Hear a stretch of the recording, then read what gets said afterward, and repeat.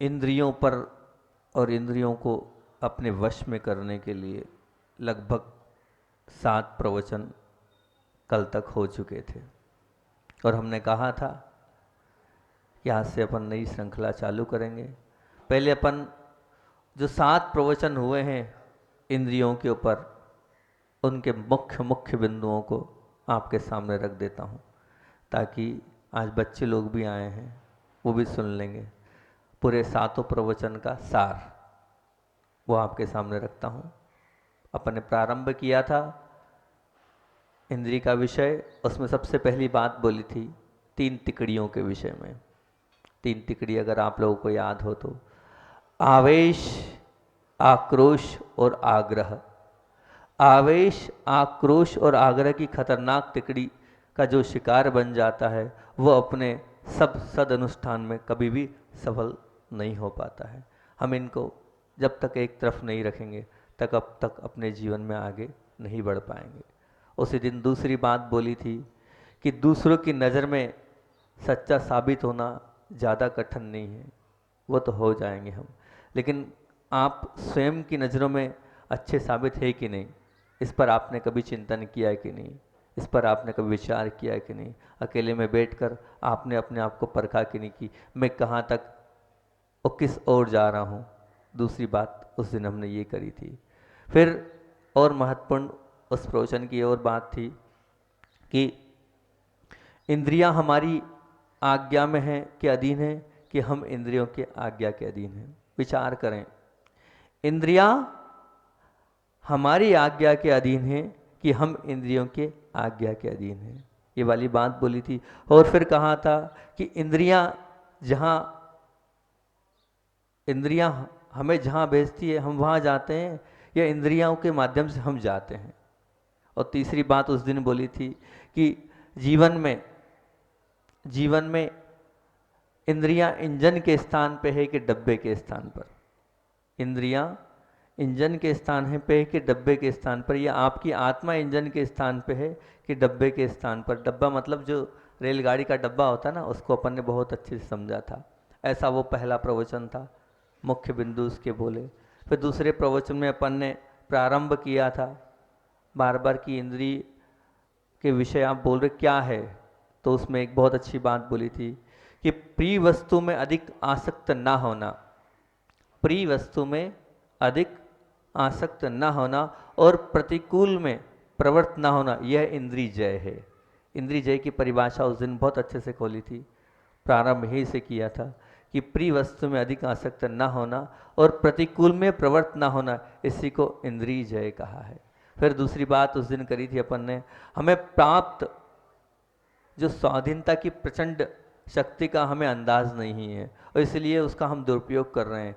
मतलब उनमें हमने 5 इंद्रियों की आपकी स्वाधीनता बताई थी कि आपके पास आँख भी है, आपके पास कान भी है, आपके पास और भी 5 इंद्रियां हैं, पर आप उसकी स्वाधीनता है, स्वाधीनता मतलब है तो वो आपके कब्जे में है और आप अपने हिसाब से चला सकते हैं। कितना आप अपनी आँख का प्रयोग किन किन विषयों में कर रहे हैं, कान का प्रयोग किन किन विषयों में कर रहे हैं। तो ये आँख कान आदि इंद्रियों के विषयों को लेकर आपने उसको सुना था। फिर उसी में एक और बहुत अच्छी बात बोली थी, बहुत मार्मिक बात थी वह, कि हम सब संतुष्ट होना चाहते हैं लेकिन संतुष्ट नहीं हो रहे हैं। तो क्या है, तो संतुष्टि के लिए बोला था हमने, तो आत्मा को सहज सुख से ही तृप्त कर सकता है। तो आत्मा को एकमात्र सहज सुख है, उसी से तृप्त कर सकता है। इन इंद्रियों से कभी ना तू संतुष्ट हुआ है और ना कभी संतुष्ट होगा, ये वाली बात बोली थी। फिर उसके बाद इंद्रिय और मन के आखिर हम संसार में क्यों भटक रहे हैं, तो उसका हेतु इस पॉइंट से दिया था, इंद्रिय और मन के अनुकूल बने रहने के कारण ही हम आज संसार में भटक रहे हैं, क्योंकि हम ना तो इंद्रिय को जीत पाए हैं और ना ही मन को जीत पाए, इसलिए इस संसार में हम भटक रहे हैं। ये हुए तीसरा प्रवचन। 2 प्रवचन हमने बता दिया आपको सार सार। बच्चों आपको वो बिल्कुल सार सार मिलते जा रहा है, आपका पुण्य तेज है आज, है ना। तीसरा प्रवचन, तीसरे प्रवचन का प्रारंभ हमने यहीं से किया था। 3 शत्रु हमने आपके सामने रखे थे। ये जो 3 शत्रु हैं, कौन कौन से 3 शत्रु? अनियंत्रित इंद्रियां, मदहोश कषाय और ना दिखाई देने वाले कर्म। इनने जिन्हें समझ लिया वो सब कुछ उसका बेड़ा पार हो गया। अनियंत्रित इंद्रियों के कारण हम उलझते जा रहे हैं, मदहोश कषाय के कारण ही हमने अपने आप को भटका रखा है, और कर्म का उदय उसे हम समझ नहीं पा रहे। अनेक उदाहरणों के माध्यम से फिर समझाया था। फिर उसके बाद बहुत अच्छी अच्छी बातें बताई थी। काय पे? कौन सी इंद्री पे? रसना इंद्री पर। मैंने कहा था सबको समाधि करना है और सबकी भावनाएं कि हमें अंत मरण अंत भला सो सब भला। तो उसके लिए मैंने एक ही बात करी थी कि आहार की लेशा को अत्यंत फीकी और दुबली करना होगा। जिसने अपनी आहार की इस संज्ञा को दुबली कर ली, फीकी कर ली, उसका कल्याण हो जाएगा। और उसमें यह भी बात बहुत अच्छी बोली थी, यदि कोई इंद्री जन्म के साथ प्रभावकारी ढंग से काम करती है तो वो क्या है? कौन सी है? रसना। जन्म से ही अनेक उदाहरण समझाए थे। और अगर कोई इंद्री जीवन के अंतिम समय तक प्रभावकारी है तो वो कौन सी है? मतलब कुल मिलाकर चाहे बाल अवस्था हो, चाहे वो युवा अवस्था हो, चाहे वो पौढ़ अवस्था हो, चाहे वो वृद्ध अवस्था हो, ये जो रसना इंद्रिय है ना, ये शुरू से लेकर आखिरी तक अनेक उदाहरणों के माध्यम से बताया था कि शुरू से लेकर आखिरी तक ये युवती ही है, जवान ही है, हमेशा अपने आप में प्रभावकारी ही रहती है, चाहे बचपन हो चाहे बुढ़ापा हो। इसको जीत लिया मतलब सबको जीत लिया, उसी को जीतना ही सब कुछ होता है। और उसी में और एक और बात अच्छी बोली थी, एक बात और अच्छी बोली थी उस प्रवचन में, जिसमें हमारी अध्यक्ष जी से बहस भी हो गई थी। तो क्या थी वो बात? शरीर अच्छा होगा तो धर्म आराधना अच्छी होगी, शरीर अच्छा होगा तो धर्म आराधना अच्छी होगी। पर मैंने कहा था ये अर्ध सत्य है। क्या बोला था? ये अर्ध सत्य है, शरीर से धर्म आराधना होगी, ये अर्ध सत्य। फिर पूर्ण सत्य क्या है? तो पूर्ण सत्य भी आपको बताया था, मन निर्मल होगा तो धर्म आराधना होगी, और सत्व अंदर की आत्मा में शक्ति प्रचंड होगी तो धर्म आराधना होगी। आराधना की तीव्र लगन अंदर से होगी तो आराधना होगी। अंदर से हमें ये लगेगा कि हाँ ये महत पाप भीरुता लगेगा कि हाँ ये सब कुछ पाप है, तब धर्म आराधना होगी। मात्र शरीर बलिष्ठ होने से धर्म आराधना नहीं होती बंधुओं। अंदर से परिणामों में निर्मलता भी चाहिए, अंदर से भावों में प्रसन्नता भी चाहिए, और साथ साथ में लगन भी चाहिए प्रभु के प्रति, और लगना भी चाहिए कि ये सब पाप है, तब आपकी वो धर्म आराधना है वो सफल हो पाएगी। शरीर से उसका कोई लेना देना तो है, ये नहीं कहूँगा कि अर्ध सत्य बोल रहा हूँ, शरीर के बिना कुछ नहीं है, लेकिन सब कुछ शरीर नहीं है, शरीर को सब कुछ मत मानना। ये हुआ था अपना तीसरा प्रवचन, अनेक बिंदुओं से समझा था। चौथा प्रवचन था अपना, और चौथे प्रवचन तो बहुत ही अच्छी अच्छी बातें करी थी अपन ने। उसमें प्रारंभ ही से किया था कि प्रवृत्तियों का परिमार्जन करते हुए संतुष्ट मत होना, वर्ण वृत्तियों को आप परिमार्जन करें। प्रवृत्तियों को बहुत अच्छे से, प्रवृत्तियां मतलब क्या? अभी आप बैठे हो यहाँ प्रवृत्ति कर रहे हो, प्रवचन सुनने की, पूजन की, विधान की, आहार देने की, प्रवृत्ति है। प्रवृत्ति तो आपने सुधार ली, पर अंदर की वृत्ति सुधारी की नहीं। अंदर से मन से आप क्या कर रहे हैं? यहाँ बैठे तो हैं, मुझे सुन तो रहे हैं, लेकिन मन में आपके क्या चल रहा है? वो वृत्ति। हम भटक रहे हैं तो क्यों? हमारी वृत्ति नहीं सुधरी है, प्रवृत्ति तो सुधर गई है।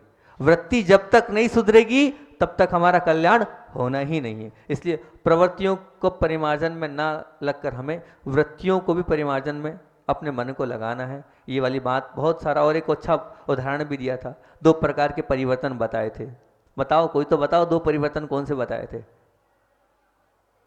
भौतिक परिवर्तन और रासायनिक परिवर्तन। अपने जीवन में कौन सा परिवर्तन करना है? हमें रासायनिक परिवर्तन करना है। भौतिक परिवर्तन तो बहुत हो गया, आज तक भौतिक परिवर्तन में तो यहाँ उलझे हम, हमें रासायनिक परिवर्तन करना है। और उसका उदाहरण भी दिया था कि जैसे दूध दही बनता है, अब पुनः वह दूध नहीं बन सकता, यह है रासायनिक परिवर्तन। दही जैसे क्या बनता है? मक्खन बनता है, वो वापस दही नहीं बन सकता। जैसे मक्खन घी बन गया, अब वापस से वो चाहे तो मक्खन नहीं, ये है रासायनिक परिवर्तन। इस परिवर्तन को अपने जीवन में लाना है। और तीसरी बात और बोली थी उसमें, पदार्थ के प्रति जो आकर्षण है उसको बदलकर हमें किसकी ओर आकर्षित होना है? आत्मा की ओर। इस पे हमने बोली थी बात कि पदार्थ पर तो हम बहुत आकर्षित हो रहे हैं और उलझे भी उसी चक्कर में। अब पदार्थ से बढ़कर हमें आत्मा की ओर आना है। और चौथी बात उस दिन बोली थी, क्रोध की ओर प्रयुक्त होने वाली ऊर्जा को कहाँ लगाना है? करुणा में। हमारे जीवन में करुणा का स्थान हो। क्रोध को हमें, जो हम क्रोध में जा रहे हैं, अभी तो क्रोध पे चर्चा चलेगी, राकेश भैया बैठे हैं, आज क्रोध पे स्टार्ट करना है। तो क्रोध की और प्रयुक्त होने वाली ऊर्जा को हमें कहाँ लगाना है? करुणा में लगाना है, करुणा की ओर बहाना है। एक और बात उस दिन अच्छी बोली थी कि वासना में नष्ट होने वाली शक्ति को हमें बचाकर उपासना में लगाना है।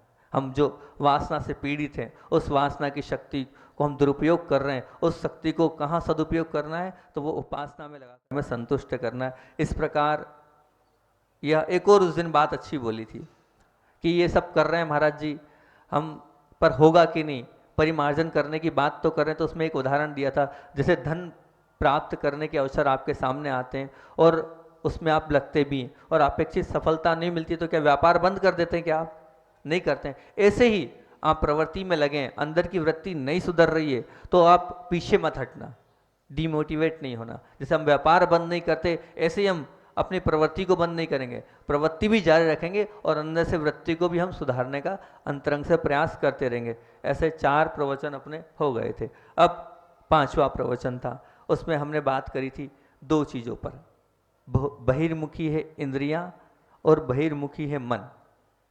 बहिर्मुखी है इंद्रियां और बहिर्मुखी है मन, इन दोनों पर बहुत सारे आपको उदाहरण दिए थे। और उसमें एक बात और बोली थी, कर्म मन तो कर्म बंधन के मैदान में इंद्रियों के बाद आता है। अभी किसी ने पूछा भी था, अशोकनगर वालों ने हमसे कि क्या प्रश्न था, तो मैंने उस दिन ये कहा था कि ये बहिर्गामी इंद्रियां, मन बाद में आता है कर्मबंध के क्षेत्र में, पहले इंद्रियां आती है। और उसका उदाहरण भी बहुत दिए थे। एक उदाहरण दे देता हूँ, वो शायद उन्होंने पूछा था। तो मान लीजिए जिस घर की खिड़की दरवाजे बंद होते हैं, तो अभी हाल आपका काम चल रहा है पीछे, यहाँ के लोग आजू बाजू वाले शिकायत कर रहे हैं, खूब मिट्टी आ रही महाराज जी, भोजन में भी धूल लगती है, पूरे घर में धूल धूल है। हाँ, डर के मारे हम भी चले गए दूसरी जगह धूल धूल के चक्कर में तो है। लेकिन दरवाजे खिड़की बंद रहेंगे तो क्या धूल मिट्टी आएगी?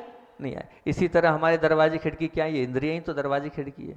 इन इंद्रियों को हम जितना संकुचित करेंगे, जितना बंद रखेंगे, जितना आंखों का कम प्रयोग करेंगे, जितना वचनों का कम प्रयोग करेंगे, उतना हम बसते चले जाएंगे। तो ये दरवाजों खिड़कियों को बंद करेंगे, तब हम इंद्रियों को जीत। इसीलिए उस वक्त मैंने ये कहा था कि इंद्रियों के बाद मन आता है। पहले आंख देखती है, उसके बाद मन काम करता है। पहले वचन बोलते फिर उस पर ध्यान जाता है हमारा। तो क्या मन बाद में है? सबसे पहले आप बस इंद्रियों को कब्जे में कर लो। इंद्रियां कब्जे में होगी तो अपने आप आपका मन भी आपके कब्जे में आ जाएगा। और एक और बहुत अच्छी बात उस दिन बोली थी, जो वर्तमान दर्शी होता है वह दुखी होता है।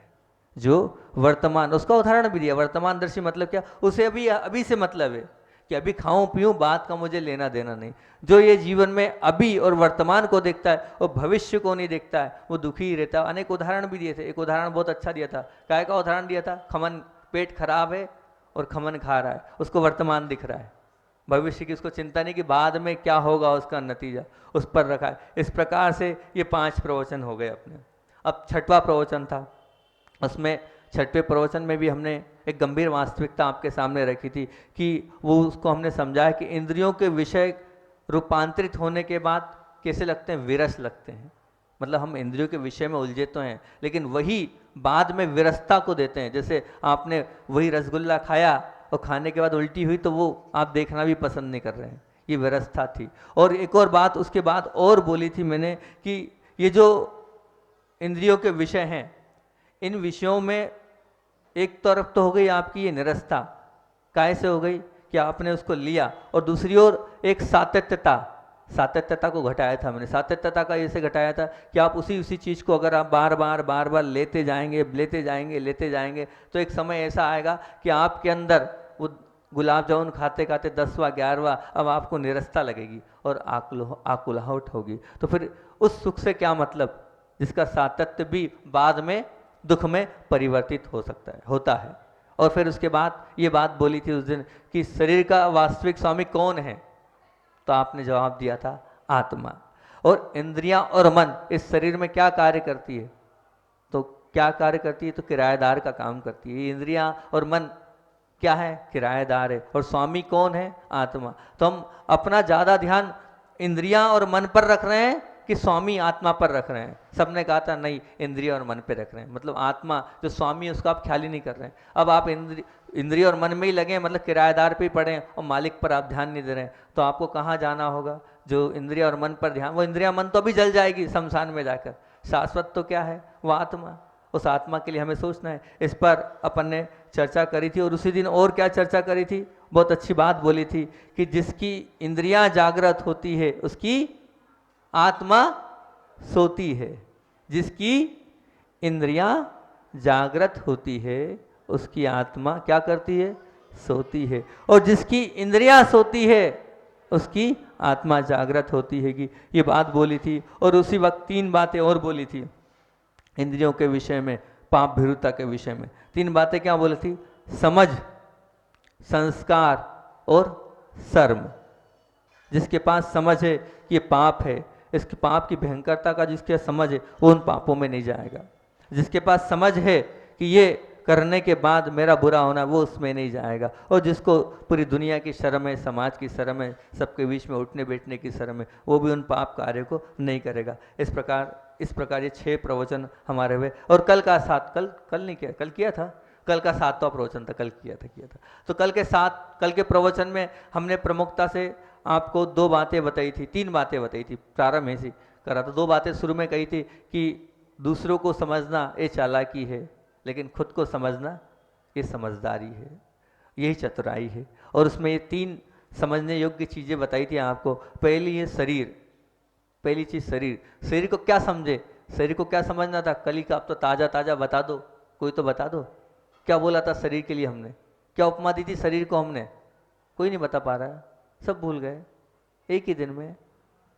क्षणिकता, क्या बोला था शरीर को हमने, क्षणिकता।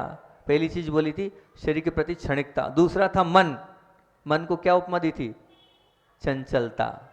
मन को अगर समझना है, मन की पहचान करना है तो मन है चंचलता रूप में। और तीसरी बात बोली थी आत्मा का क्या स्वरूप बताया था, शाश्वत।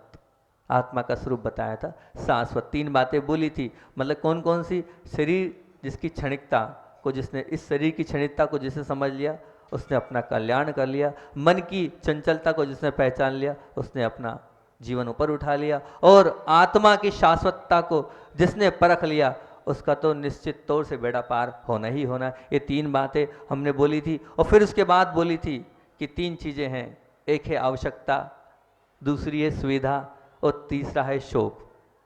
एक है आवश्यकता, दूसरी है सुविधा और तीसरा है शोक। शोक मतलब जो आप शोक को क्या बोलते हैं इंग्लिश में, शोक बच्चे लोग नहीं समझ पा रहे हैं, शोक समझ रहे ना, शोक मतलब नहीं आ रहा, शोक, हाँ हाँ, रुचि के लो, ठीक है, रुचि के लो, ठीक है ना। तो ये 3 चीजें हमने करी थी और उस पर आपको अच्छे से समझाया था। और फिर उसके बाद 2 बातें बोली थी कि आपका जीवन किस पे ज़्यादा आधारित है, आप किस पे अपना समय ज़्यादा खर्चा कर रहे हैं, आवश्यकता पर, बताओ किस पे कर रहे हैं, सुविधा पर या शौक पर। और फिर उसके बाद 2 चीज़ें, समय और संपत्ति। इस समय और संपत्ति का दुरुपयोग कहाँ कहाँ हो रहा है, आवश्यकता के पीछे, इच्छा के पीछे या शौक के पीछे। तो कल आप सबने जवाब दिया था शौक के पीछे। फिर उसके परिणाम 3 बताए थे हमने, 3 परिणाम होते हैं। वो 3 परिणाम कौन कौन से थे, मन तनावग्रस्त होता है उन इच्छाओं के कारण, फिर जीवन अस्त व्यस्त होता है उन इच्छाओं के कारण, और फिर परिवार तितर बितर होता है उन इच्छाओं के कारण। उन इच्छाओं के कारण मन तनावग्रस्त होता है, जीवन अस्त व्यस्त होता है, और परिवार क्या होता है, तितर बितर होता है उन इच्छाओं के कारण। फिर उसके बाद अंत में एक बात बोली थी कि सब कुछ किसके कारण हो रहा है, अपने अहम को, अरे बहुत समय हो गया है, तो अपने अहम को पुष्ट करने के लिए, अपने अहम को पुष्ट करने के लिए, अहम को पुष्ट करने के लिए मैंने आपसे कहा था क्या है उसका कारण, बस उसका हेतु यही है, मैं सबसे अलग दिखना चाहता हूँ, सब में मैं विशिष्ट दिखना चाहता हूँ, मैं विशेषता को लिए हूँ, इसलिए हम उस अहम को पुष्ट करने के लिए ये सब कुछ करते जा रहे हैं, करते आ रहे हैं और आगे भी करते जाएंगे। अगर हमने अहम छोड़ दिया तो हमारा बेड़ा पार है।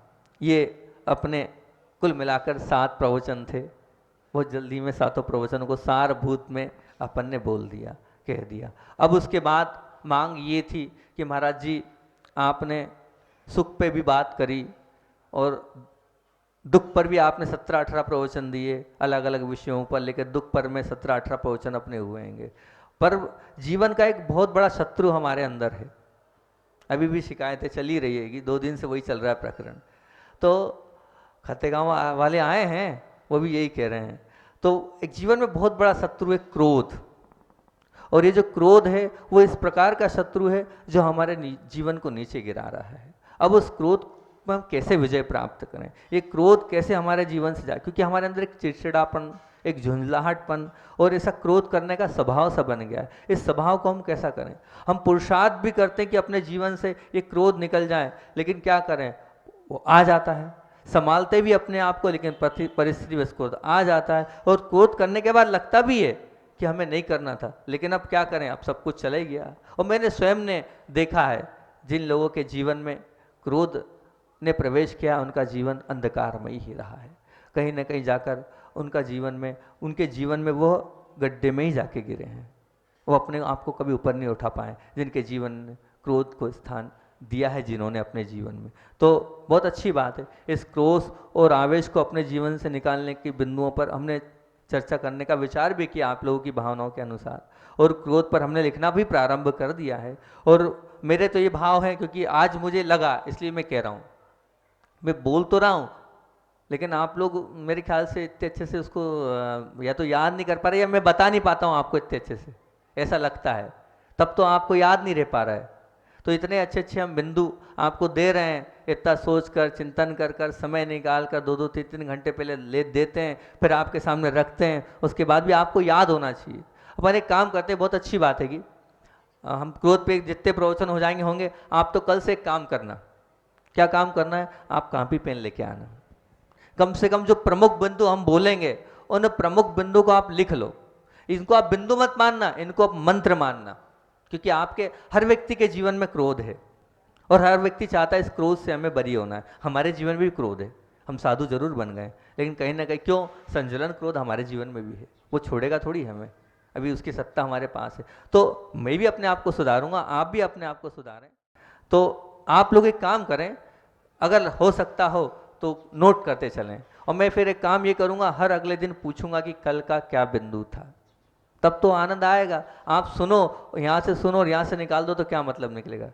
तो आप सुने, लेकिन कैसे। एक और अच्छी बात याद आई, और बात ये याद आई कि आगम में जिनसेन स्वामी ने आदि पुराण में 14 प्रकार के श्रोताओं का वर्णन किया है। जिनसेन स्वामी ने आदि पुराण में 14 प्रकार के श्रोताओं का वर्णन किया है, और 14 प्रकार के श्रोताओं का वर्णन आपके सामने रखता हूं पहले, तब कहीं आपके मन में लगेगा कि हाँ महाराज जी सही बोल रहे हैं। 14 प्रकार के श्रोता कौन कौन से होते हैं? तो सबसे पहला, मिट्टी के समान।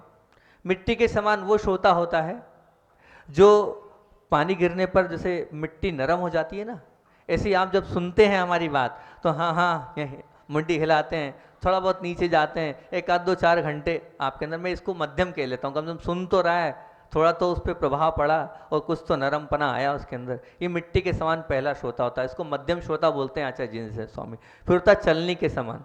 मतलब कैसा? चलनी में क्या होता है? आटा छाना आपने, आटा आटा नीचे, और चोकर चोकर चोकर, कोई काम का नहीं है। तो बस आप सुनते तो हैं, अब वो मेरी कौन सी बात ग्रहण कर रहे हैं क्या पता, काम काम की बात पूरी शायद निकाल रहे हैं। अब कैसे? आप एक काम करना, मैं 14 प्रकार के श्रोताओं को पूरे ही बता देता हूँ आज, फिर अपन रेन देते हैं आज इतने विषय करके। 14 प्रकार के श्रोताओं का पूरा वर्णन आपके सामने करता हूँ, आप परखना आप कौन से प्रकार के श्रोता हो। और मैं नहीं बोल रहा हूँ, आचार्य जिनसेन स्वामी ने आदि पुराण में कहा है, उनकी बात बोल रहा हूँ मैं। तो आप अपने आप को परख लो। अपन क्रोध का विषय तो कल से प्रारंभ करेंगे, आज तो भूमिका बना दी क्योंकि समय बहुत हो गया। इन 14 प्रकार के श्रोताओं को आप ध्यान से सुनो। पहला बोला मैंने मिट्टी के समान, है ना, उसको आचार्य जिनसेन स्वामी ने मध्यम कहा, क्योंकि थोड़ा बहुत मिट्टी नरम हो जाती है ना पानी डालने पे, से आप थोड़ा बहुत नरम तो हो जाते हो, मान तो लेते हो, हाँ महाराज जी, हाँ महाराज जी कर लेते हो। दूसरा है चलनी के समान, और तीसरा है बकरे के समान। बकरे के समान मतलब क्या?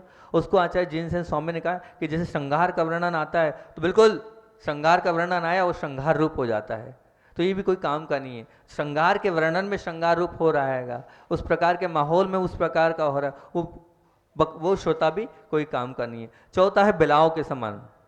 बिलाव के समान मतलब उसे दूसरी प्रवृत्ति से, मतलब हिंसक प्रवृत्ति वो अपनी नहीं छोड़ता, मतलब अंदर के विचार वो छोड़ने को तैयार नहीं है। यहाँ हम कितना ही कुछ बोल दें, लेकिन वो सुनने को तैयार नहीं। अपनी जो विचारधारा है उस विचारधारा के अनुसार ही वो अपने आप को ढालने को तैयार। जैसे बिलाव जो होता है ना, वो अपनी हिंसक प्रवृत्ति नहीं छोड़ता, और अवसर आने पर चूहे पर भी वो आक्रमण कर देता है। फिर बोला है तोता के समान। तोता के समान मतलब जैसा मैंने बताया आपने रट लिया, हालांकि इतना तो किया, रट तो लिया। इसको भी आचार्य जिनसेन स्वामी ने मध्यम के रूप में कहा है, कम से कम रट तो रहा है, राम राम राम राम, आइए आपका स्वागत है, आइए आपका स्वागत, इतना बोल तो रहा है, ठीक है, बताने पर कर रहा है लेकिन कर तो रहा है, मध्यम के रूप में इस तोता को रख सकते हैं। फिर है बगुले के समान। बगुला कैसा है? बाहर से बहुत जी महाराज जी जैसी आपकी आज्ञा, पर अंदर क्या भरा है वो तो वही जाने। आप कैसे हैं समझ लेना। आप यहाँ मेरे से जी महाराज जी कह रहे हैं, जी महाराज जी त्याग, बिल्कुल त्याग। हम भक्तामर का विधान भी करेंगे, हम शाम को आरती भी करेंगे और वहाँ जाप भी देंगे, सब हाँ हाँ तो कर रहे हो यहाँ हाथ जोड़ के। अब कितना करोगे मेरे जाने के बाद भगवान जाने। अब आप समझना आप किस प्रकार के श्रोता हैं। उसके बाद पाषाण के समान। पाषाण कैसा होता है? पाषाण में हमने पानी डाला, अंदर जाएगा क्या? नहीं जाता है। अब आप में कितने ही आपको 4 महीने से ठोक रहा हूँ, कितने ही कर रहा हूँ, आप कितने आप सुधरोगे भगवान जाने। आप पाषाण के समान हैं क्या? आप अपने आप को परख लेना। आपने कितना, हम दोनों महाराज इतना चिल्ला चिल्ला के बोलते, कितना समझा, कितना आप पाल पा रहे हो, बात की बात है। फिर उसके बाद सर्प के समान। मतलब क्या हुआ? पिलाया हुआ दूध भी विष रूप में करता है वो सर्प। मतलब कुछ भी करो आप, पर आपको तो क्या करना है? नकारात्मकता ही रखना है। नहीं, कुछ नहीं होता अभिषेक पूजन से, कुछ नहीं होता भगवान की भक्ति से, गलत है ये सब कुछ। मतलब कितना ही कर लो तो आप विष के समान तो नहीं हो, पी भी रहे हो और फिर आप समझ लो ज़्यादा अच्छा नहीं है ऐसी बात बोलना। फिर उसके बाद गाय के समान, ये इसको उत्तम बोला है आचार्य जी ने। गाय मतलब कैसी? मतलब गाय तृण खाकर भी क्या देती है? दूध देती है। क्या देती है? दूध देती है। मतलब कुछ बहुत कम लेती है और बहुत कुछ देती है। आप बहुत कम सुनो लेकिन उसको बहुत ज़्यादा अपने जीवन में उपयोग करो, ऐसे श्रावक बनो आप गाय के समान। फिर बोले हंस के समान। हंस कैसा होता है? केवल सार वस्तु को ग्रहण करता है। मतलब यहाँ बैठकर आप जो सुन रहे हो, जो आप पकड़ पा रहे हो, सार को पकड़ो कि हाँ ये मेरे जीवन की बहुत अच्छी चीज़ है, तो हंस के समान। तो गाय और हंस को आचार्य जिनसेन स्वामी ने उत्तम की दृष्टि में रखा है कि हम गाय बने और हंस बने, बहुत कम सेवन करें लेकिन बहुत ज़्यादा उसको दें दूसरों को। और फिर उसके बाद भैंसे के समान। भैंसा मतलब पानी थोड़ा पिया लेकिन मचा दिया, पूरा पानी गंदा कर दिया। अब थोड़ा सुनोगे नहीं लेकिन कुतर्क करना, दूसरों को परेशान करना, छोप देना। आप ऐसे श्रावक तो नहीं, ऐसे श्रोता तो नहीं है, आप विचार कर लेना। फिर इसके बाद है घट, छिद्र घट के समान। छिद्र घट मतलब कैसा? अब वो घड़े में पानी डालते जाओ, कोई मतलब नहीं है, गया और बाहर हो गया, गया और बाहर हो गया। आप ऐसे श्रोता हैं क्या कि आपको हम डालते जा रहे हैं, डालते जा रहे हैं, डालते जा रहे हैं, कोई मतलब नहीं, वो पूरा वो बाहर होता जा रहा है, होता जा रहा है, होता जा रहा है। एक डांस के समान। मच्छर डांस होता है ना, मच्छर, मच्छर के समान मतलब क्या? जो उपदेश तो बिल्कुल ना सुने, उपदेश तो सुनना नहीं, पर पूरी सभा को व्याकुल कर दे, घूम घूम कर, काट काट कर व्याकुल कर दे। अरे कुछ नहीं कुछ नहीं कुछ नहीं कुछ नहीं, सब गलत सब गलत सब गलत, ये कुछ होता ही नहीं है। आप डांस के समान तो नहीं है, अपने आप देख लेना, विचार कर लेना। फिर उसके बाद है आखिरी और अंतम, जोक के समान। जोक मतलब, जोक कैसा होता है? जो गुण छोड़कर मात्र अवगुणों को ग्रहण करता है। मतलब वो जो जोक होती है ना, वो सड़ा खून खाती है, कभी शुद्ध खून नहीं लेगी, जब भी पिएगी तो सड़ा ही खून। तो आप भी मतलब जो खराब बातें हैं सिर्फ उनको ग्रहण करोगे, अच्छी बातें ग्रहण ही नहीं करोगे। इस प्रकार ये 14 श्रोताओं के लक्षण आपके सामने आज रखे। इन 14 श्रोताओं में जो गाय और हंस है उसको उत्तम बोला है। गाय कम खाती है और बहुत कुछ देती है, हंस भी जो है वो सारभूत वस्तु को ग्रहण करता है। और मिट्टी और तोता को मध्यम का, कम से कम मिट्टी नरम तो हो जाती है पानी पड़ने के बाद, तोता राम राम बोलना तो सीख जाता है, और बाकी जितने हैं सब अधम हैं। अब बंडी मामोरा वाले भी और शायद अशोक नगर वाले भी आए आज, है ना, और निवेदन भी कर रहे हैं कि चलना है महाराज जी, हम तो तैयार हैं, कोई दिक्कत नहीं है, आप तो दिवाली के दूसरे दिन आ जाना, हम चलने अशोकनगर चलने को तैयार हैं, मना ही है नहीं, पर वहाँ से आप ले आओ, हम हमारी गाड़ी, हम तो डब्बे हैं, इंजन कहाँ है? वहाँ है, वहाँ से बिगुल बजेगा तो हम आगे बढ़ेंगे, हमारी तरफ से मना ही थोड़ी है, बिल्कुल तैयार है। पर आप जाकर वहाँ जाओ और वहाँ से ले आओ परमिट, अपनी परमिट पे गाड़ी चलती हैगी, जहाँ का परमिट होता है वहाँ। यहाँ हम अपने मन से थोड़ी आए, हमें बामोरा से कोई मोह नहीं है, वो तो उधर से परमिट था तो यहाँ तक आए हम, ठीक है ना। बहुत अच्छी बात है, बच्चे लोग आज आए हैं, बहुत भक्तिभाव से पूजन भी की उन्होंने। ऐसी आगे भी सभी संघों में जाएं।